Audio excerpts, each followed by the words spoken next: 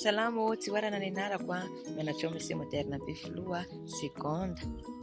Za dia anisan'ny mpandray anjara voalohany a atao amin'ny sciencinota izay karakarain'ny exploreoma Madagasikara. Androany aho a dia resaka aminareo a mombana bibikely a tsy misy raha sady a manana pouvoir antsoina hoe métamorphose. Izany hoe miova ny formany, miova ny endrikany na ny zavatra hohaniny ary. Ohatra amin'izany ny lolo.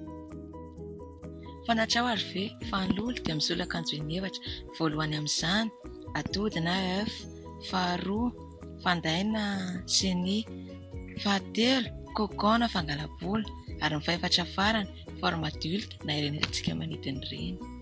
Ankoatra ny mahatsara jerena azy, ny lolo ihany koa dia manampy amin'ny fanaparitahana vomboninkazo ka noho izany arova izy. Misaotra tompoko.